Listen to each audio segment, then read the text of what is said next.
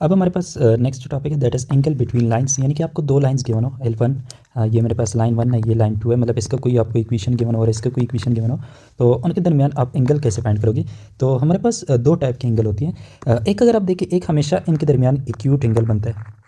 Acute angle वो angle होता है जो कि एक्यूट एंगल जो होता है वो हमारे पास लेस देन 90 होता है, यानी कि एक्यूट एंगल जो हमारे पास होता है वो हमारे पास 0 और 90 के बीच में जो एंगल होता है, ओके, एक एक्यूट एंगल बनता है। और आपको पता है कि अगर ये मेरे पास एक्यूट एंगल लेट्स सपोज पाई है, इसको मैं पाई का नाम देता हूँ, ठीक है।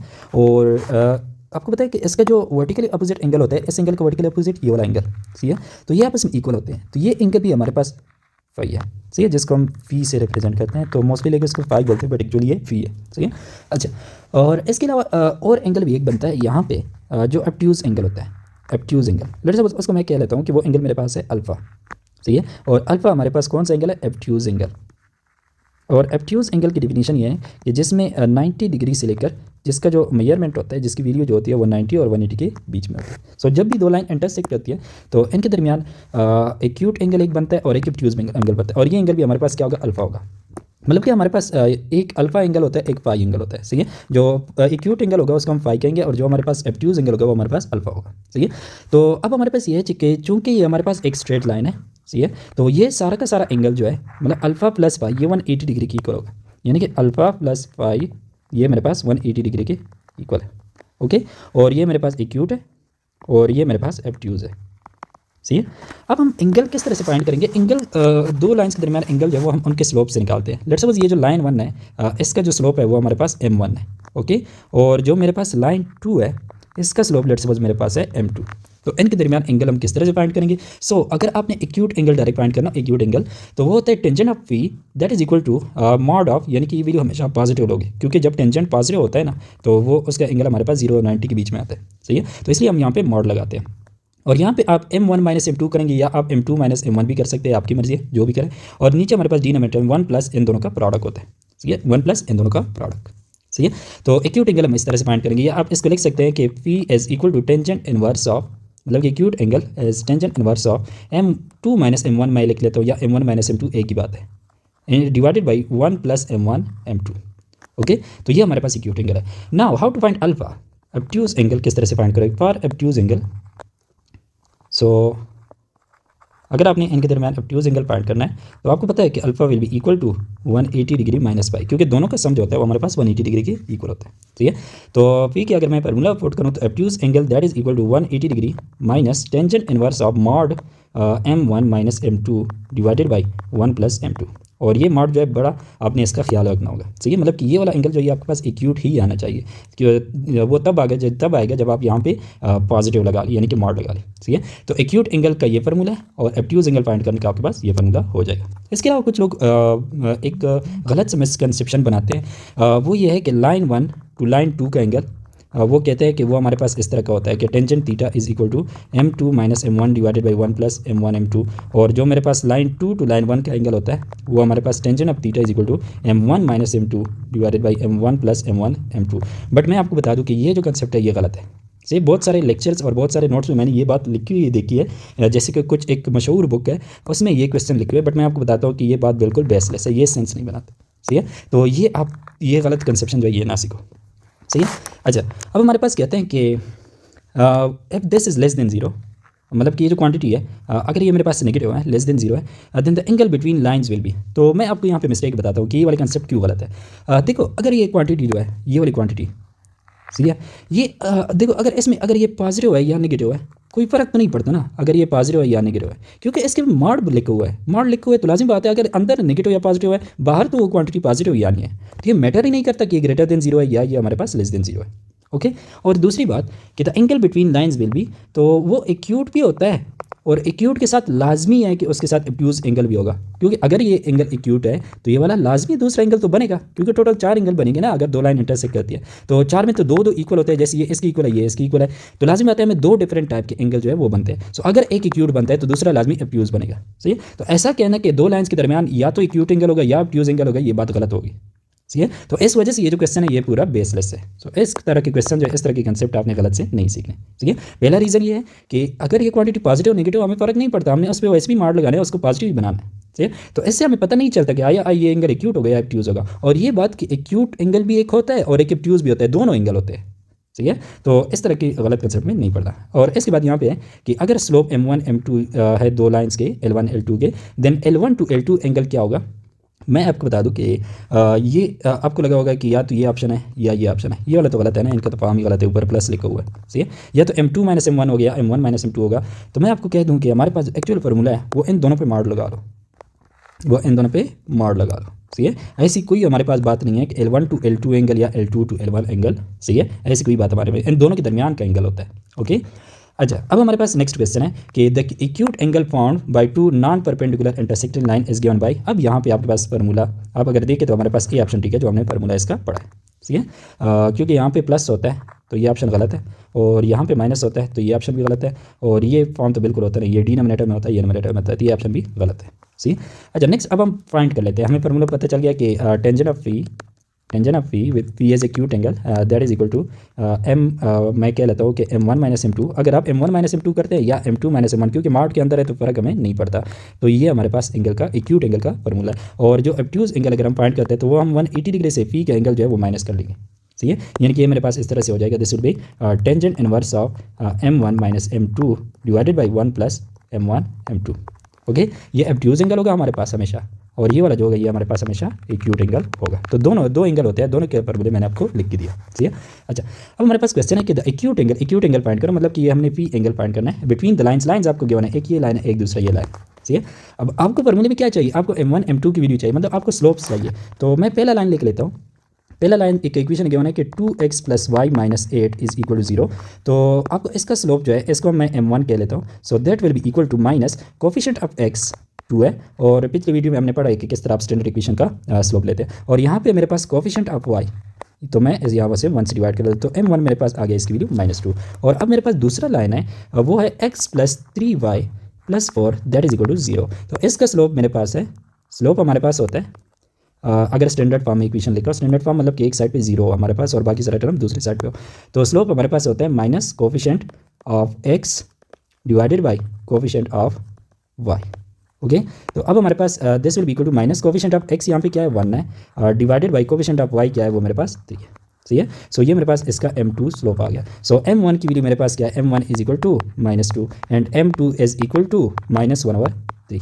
सही है। अब मैंने एक्यूट एंगल फाइंड करना है, तो ये मैं फार्मूला लिख लेता हूँ। तो ये मेरे पास क्या होगा, tangent of phi that is equal to mod of m1 minus m2 divided by 1 plus m1 m2। अब इसमें m1 और m2 की वैल्यू स्पॉट करो तो आपके पास ये क्या बन जाएगा कि tangent of phi this will be equal to mod of, अच्छा m1 की वैल्यू मेरे पास है -2 माइनस m2 की वैल्यू मेरे पास है -1/3।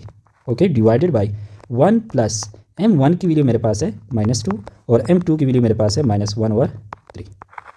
ओके। अब ये हमारे पास बन गया। अब सिंपल कैलकुलेशन है, सिंप्लीफाई कर लो इसको, तो tangent of pi will be equal to, ये मेरे पास -2 होगा और ये मेरे पास +1/3 बन जाएगा, और डिवाइडेड बाई 1, ये माइनस इंटू माइनस प्लस बन जाएगा 2 डिवाइडेड बाई 3। ओके। सिंपल सी आपने जो है इनको 8 सब्ट्रैक्ट वगैरह करना है। तो this implies the tangent of P, अच्छा -2 + 1/3, ये हमारे पास क्या बनता है, ये मेरे पास बनेगा -6 + 1 डिवाइडेड बाई 3, और नीचे मेरे पास है 1 + 2/3, तो ये मेरे पास क्या बनता है 3 + 2 डिवाइडेड बाई 3। ओके। अगर आप देखें तो ये 3 एंड 3 कैंसिल हो रहा है। सही है। तो ये मेरे पास क्या बनेगा, tangent of pi will be equal to, ऊपर मेरे पास है -6 + 1 कितना बनता है -5, और नीचे 3 + 2 कितना बनता है 5 बनता है। सही है। तो ये एक्चुअली आपके पास बनता है मॉड ऑफ -1, और मॉड ऑफ -1 किसकी इक्वल होता है 1। तो इसका मतलब है कि टेंजेंट ऑफ पी जो है मेरे पास, tangent of P that is equal to 1। और आपको याद क्या है, आपको ये बात याद है कि टेंजेंट ऑफ 45 डिग्री 1 की इक्वल होता है। तो यहाँ से अगर आप कंपेयर करें तो हमारे पास एक्यूट एंगल कितना बना, P will be equal to 45 degree. So ये हमारा आंसर है 45 डिग्री, बी ऑप्शन। सही है। तो इस तरह से आप दो लाइंस के दरमियान अगर उनके इक्वेशन के बनो, उनके स्लोप्स फाइंड करो और ये वाला फार्मूला यूज़ करो। अगर ऑब्ट्यूज एंगल फाइंड करना है तो ये फार्मूला यूज़ करो, आपके पास उनके दरमियान एंगल आ जाएगा। सही है। तो यहाँ तक एंगल का डिस्कशन खत्म होता है। अभी नेक्स्ट हम position of a point with respect to a line, यानी कि आपको एक लाइन, जैसे कि यहाँ पे मैंने लाइन ड्रा किया है और आपको कोई पॉइंट दे दे, मतलब उसका कोऑर्डिनेट्स दे दे, और आपको बोल दे कि ये पॉइंट इसके अबव रीजन में या बिलो रीजन में, तो उसके लिए मैं डिफरेंट केसेस आपको बताता हूँ। सबसे पहले ये है कि ये जो मैंने बनाया है this is y is equal to 0, मतलब position with respect to x axis. सही है। अब हमारे पास अगर आप देखिए ये मेरे पास x एक्सिस है। सही है। और मैंने बताया था कि x एक्सिस का इक्वेशन क्या होता है, y is equal to 0, y is equal to 0। सही है।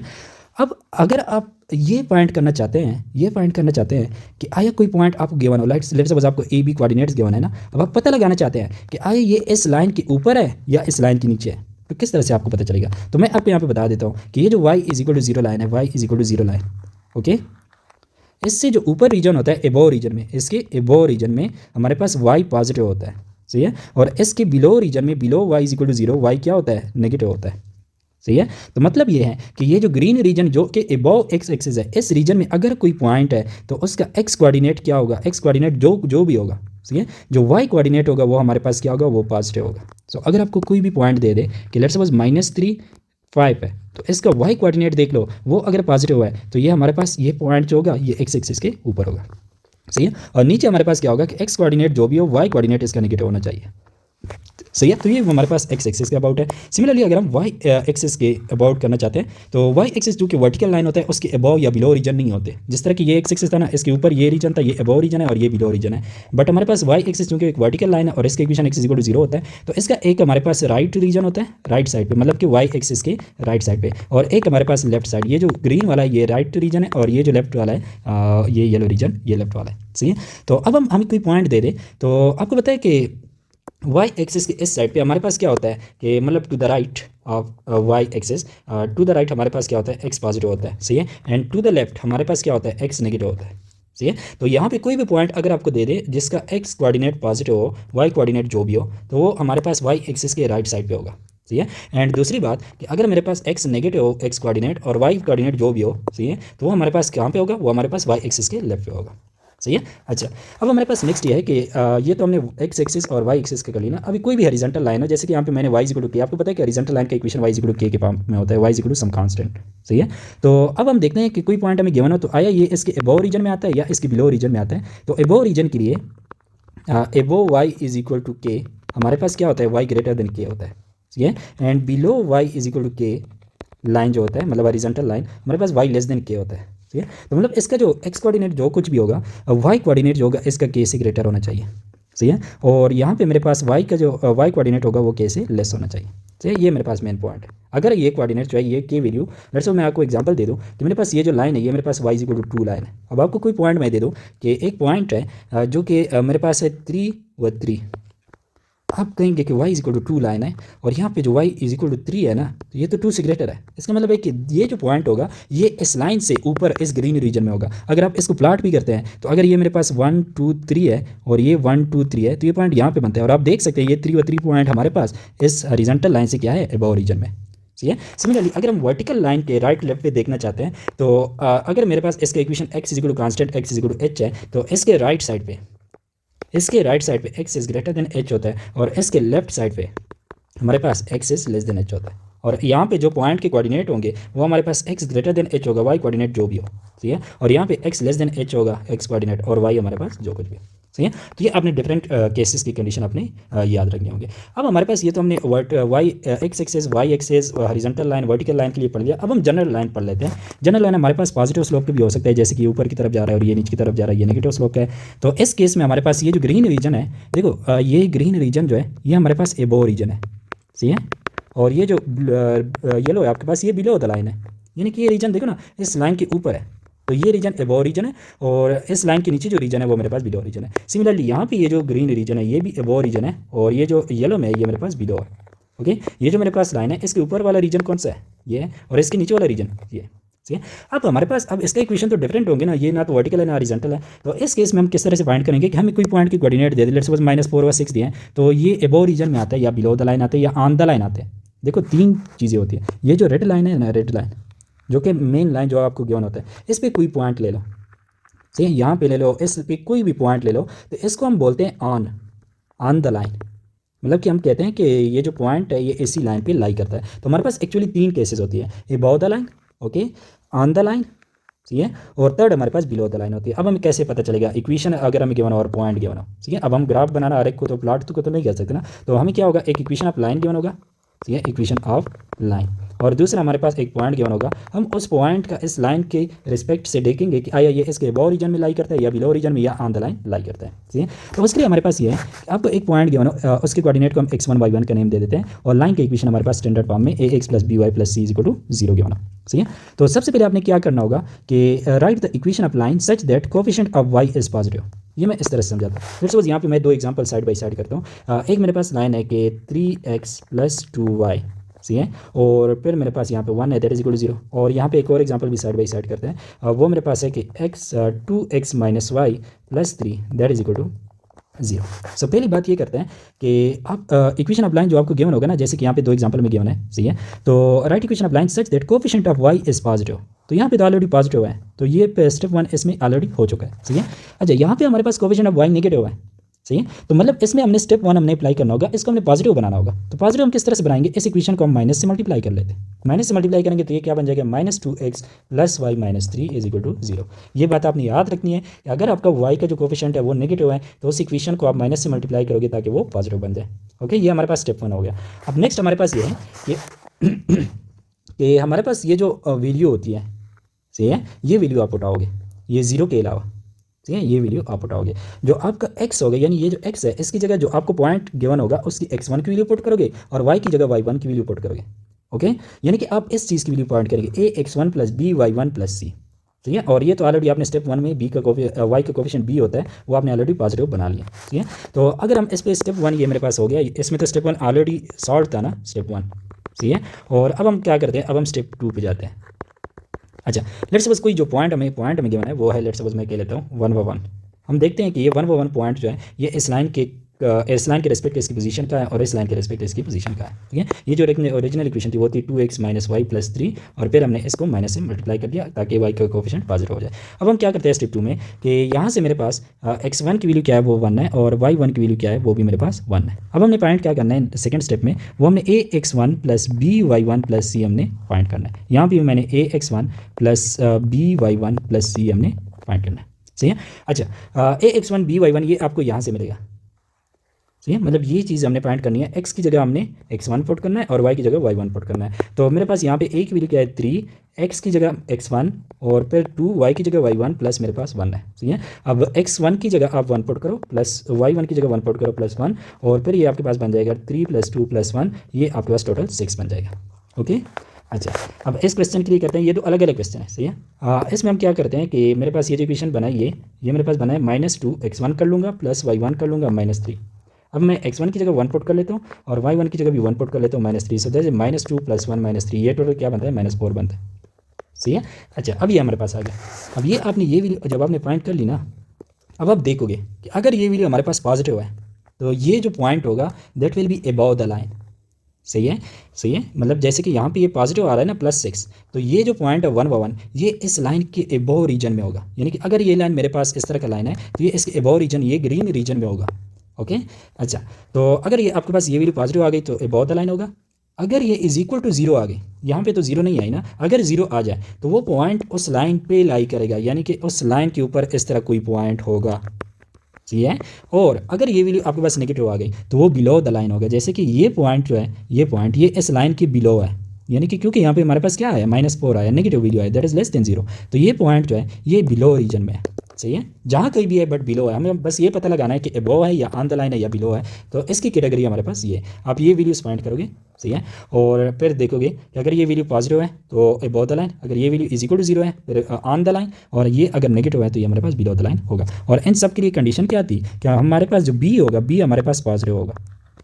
ओके, सही है, तो मतलब यह है कि अबव द लाइन के लिए हमारे पास कंडीशन है कि बी, एक कंडीशन यह है कि बी पॉजिटिव होगा और दूसरी बात ax1 plus by1 plus c ये भी पॉजिटिव होगा। ठीक है, ऑन द लाइन के लिए यह है कि बी अगर पॉजिटिव है, ठीक है, और ax1 plus by1 plus C that is equal to 0। अच्छा, इसके लिए ये कंडीशन जो है ये लाजमी नहीं है, आप लगा सकते हैं बट लाजमी नहीं है। अच्छा, बिलो के लिए हमारे पास ये है कि बी की वैल्यू पॉजिटिव हो और ax1 प्लस by1 प्लस सी ये हमारे पास नेगेटिव हो।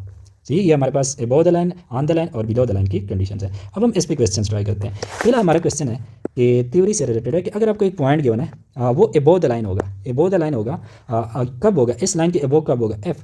तो अबव द लाइन के लिए हमने क्या कंडीशन पढ़ी थी, एक तो बी पॉजिटिव होना चाहिए, दूसरा ax1 प्लस by1 प्लस सी ये भी पॉजिटिव होना चाहिए अबव द लाइन के लिए। तो आप देख ले कौन सा ऑप्शन आपके पास करेक्ट है, आपके पास सी ऑप्शन जो है वो करेक्ट है। सही है।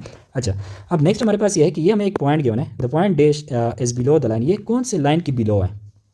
सही है, तो हम 1 बाई 1 ऑप्शन चेक करते हैं। पहले तो हमें जो पॉइंट गिवन है ना, पॉइंट जो हमें गिवन है वो है 5 और 4, यानी कि जो मेरे पास x1 की वैल्यू है वो मेरे पास है 5 और जो मेरे पास y1 की वैल्यू है वो है मेरे पास 4। अब पहला ऑप्शन में हमें इज इक्वल टू 0 ये नहीं चाहिए, हमें जस्ट ये वैल्यू चाहिए, बट यहाँ पे y का कोफिशिएंट नेगेटिव है। तो पहले मैं ये इक्वेशन लिख लेता हूँ, 3x minus 7y minus 15 is equal to 0। तो पहला स्टेप मेरा ये है कि इसको मैं माइनस से मल्टीप्लाई करूँगा। क्यों मल्टीप्लाई करूँगा, क्योंकि यहाँ पे ये नेगेटिव है, इसको मैंने क्या बनाना है, इसको मैंने पॉजिटिव बनाना है। ठीक है, तो जब मैं माइनस से मल्टीप्लाई करता हूँ तो ये बन जाएगा -3x plus 7y plus 15 that is equal to 0। सही है, अब हमने इस जीरो को इग्नोर कर लेना है और फिर हमने क्या कर लेना है, इसको x1 और इसको y1 बना लेना है, यानी कि x1 की वैल्यू यहाँ से उठा के यहाँ पे पुट करनी है, y1 की वैल्यू हमने यहाँ पे पुट करनी है। तो अगर ये मेरे पास x1 की वैल्यू मैं 5 पुट करूँ प्लस 7 इंटू y1 की वैल्यू 4 पुट करूँ प्लस 15, तो ये मेरे पास क्या बन जाएगा, this will be -15 plus 28 plus 15, तो ये cancel out that is equal to 28। अब 28 पॉजिटिव है ना, पॉजिटिव आ गया, इसका मतलब है ये हमारे पास एबो है, मतलब ये जो गिवन पॉइंट है ये इस लाइन के ऊपर होगा, मतलब उसके एबो रीजन में होगा। अब हम दूसरा ऑप्शन चेक कर लेते हैं, बी ऑप्शन। सही है, अब बी ऑप्शन भी हमारे पास है 3x माइनस 7y प्लस 15, इसमें भी हमारे पास क्या है, ये नेगेटिव है। तो सबसे पहले स्टेप में हमने क्या करना होगा, इसको माइनस से मल्टीप्लाई करना होगा, इज इक्वल टू 0 है यहाँ पे। सही है, अच्छा माइनस से हम क्यों मल्टीप्लाई करें, क्योंकि हमने कहा था कि y का कोफिशिएंट हमने पॉजिटिव बनाना होगा। तो हमारे पास क्या बन जाएगा, ये हमारे पास बन जाएगा -3x plus 7y minus 15 that is equal to 0। सही है, अब जब हम ये पॉजिटिव लगा दिया तो हमें s इज इक्वल टू 0 से कोई काम नहीं है, हम यहाँ पे x की जगह x1 की वैल्यू, y की जगह y1 की वैल्यू पुट कर लेते हैं। तो ये क्या बन जाएगा, ये मेरे पास बन जाएगा -3x1 की वैल्यू क्या है 5 है, प्लस 7 y1 की वैल्यू क्या है वो है 4 माइनस 15। ठीक है, तो ये मेरे पास -15 प्लस 28 -15 बनता है, और आप इसको कैलकुलेट करें तो ये -2 बनता है, ये नेगेटिव आ गया ना।